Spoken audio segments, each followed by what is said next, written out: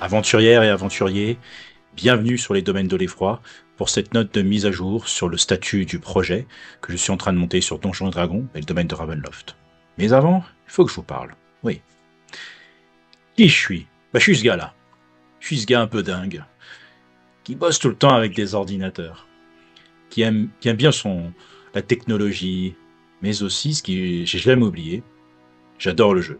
Le jeu de rôle et la fantasy, ça a toujours été ma passion. J'ai une autre passion dans la vie, c'est de gérer mes tomates plus 2 dans le jardin. Très important. Je voulais vous parler un peu de ce que je fais dans la vie. Je suis un architecte d'infrastructures et logiciels.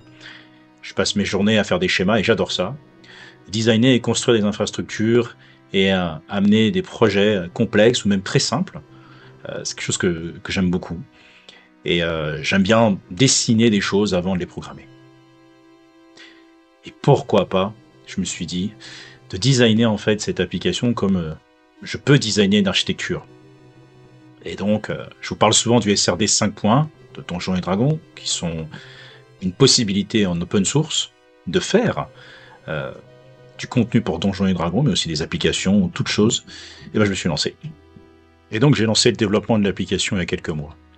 Comme je vous ai expliqué auparavant, pour ceux qui ont regardé mon live en direct, mais pourquoi pas faire une aparté, j'avais développé une application pour faire des cartes de Donjons et Dragons. Donc, j'avais une base de code. Franchement, coder les arbres de sorts, les classes, j'ai adoré. Mais quelque chose m'a inspiré, quelque chose m'a guidé. On est beaucoup, je pense, à avoir joué à Baldur's Gate, le premier du nom. Et ce jeu m'a grandement marqué, parce que j'étais un joueur de Donjons et Dragons, on va dire, standard. J'étais pas à fond encore. Je m'en souviens, c'est un ami qui m'avait prêté le jeu, je l'avais installé sur mon PC, et je pense que j'ai passé facilement une journée entière à faire plusieurs personnages et à chercher. Ce jeu, il y a eu un avant et un après Baldur's Gate. Il y a le 2 qui est sorti. On a aussi toutes sortes de formes de Donjons et Dragons qui ont été faits, comme Icewind Dale ou autres. Et récemment Baldur's Gate 3.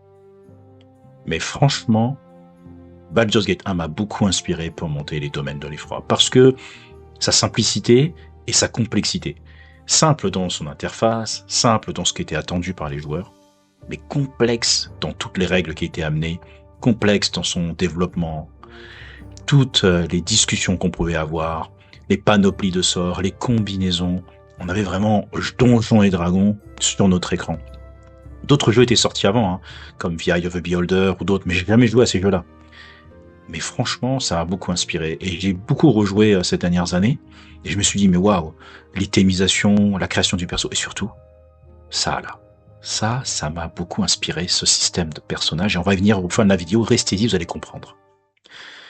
Revenons au domaine de l'effroi maintenant que vous avez compris ce qui m'a inspiré. Déjà, les classes. Toutes les classes sont faites. C'est-à-dire que là, il me reste que des icônes à faire, mais en tout cas ici, dans ma phase de développement, j'ai fait énormément d'arbres de sorts pour les classes de Donjons et Dragons, pour l'application. Vous voulez gérer un druide, vous allez pouvoir le faire. Que ce soit un guerrier, un roublard, un moine. Et je suis plutôt fier de ce que j'ai accompli à ce niveau-là. Il y a encore beaucoup de travail à faire. Mais en tout cas, de mes tests que j'ai faits, franchement, ça fonctionne très bien. L'objectif, c'est d'utiliser les sorts lors des rencontres. Donc voilà, l'occultiste, le guerrier, le roublard, si vous voulez faire des attaques sournoises, faire de l'investigation. Descriptif du sort, l'arbre de compétences de chaque classe est faite. J'ai encore du travail, mais je vous tiendrai au courant. Les races aussi.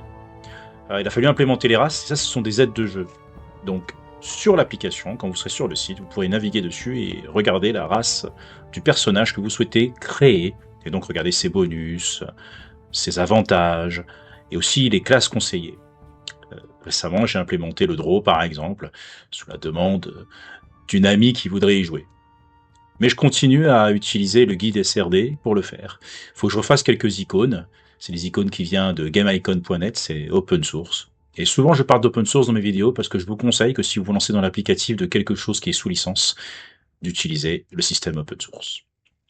Les races et les arbres de compétences sont faits.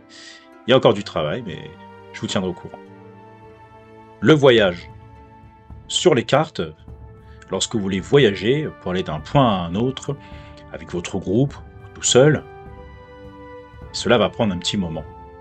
Pourquoi ? Voyager en instantané, je trouvais pas ça top. Donc, il va falloir patienter un moment. Et lorsque vous aurez voyagé, vous recevrez une notification pour dire que vous êtes arrivé. L'inventaire. Encore une inspiration de Baldur's Gate, et même de tout jeu de rôle qui se font sur ordinateur, ou même, je dirais, un jeu vidéo.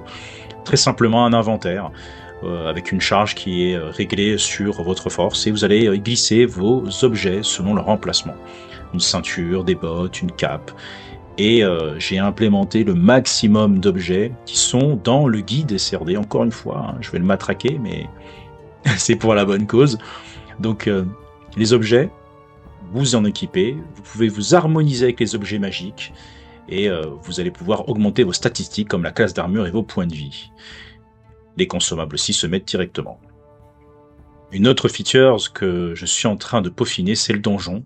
Et qui dit donjon dit rencontre. Là encore, si vous observez bien, Baldur's Gate m'a inspiré pour les portraits sur le côté. Il va falloir que j'améliore un peu l'interface, mais voilà une sorte d'alpha, pré-alpha que je suis en train de tester de mon côté. Et là, je suis rentré dans un donjon où j'ai rencontré un vampirien avec mon personnage, et on est en train de se battre. C'est archaïque pour le moment, mais l'objectif c'est d'arriver à quelque chose de poussé. Et comme vous voyez, les sorts sont faits, la classe d'armure est augmentée, il peut se soigner avec des potions ou des consommables, et les combats se font, et ça se calcule selon la classe d'armure. Le vampirien, lui, a une intelligence artificielle, en fait, qui va utiliser ses compétences, comme vous voyez, comme les morsures, comme les coups de griffe. Ça me permettra de faire des personnages et des PNJ, ou même des monstres beaucoup plus poussés. Voilà pour cette note sur le statut du projet. N'hésitez pas à vous abonner pour avoir d'autres informations. Et vous, j'aimerais bien savoir, en commentaire, quel jeu issu de la licence Donjons et Dragons vous inspirez. À bientôt.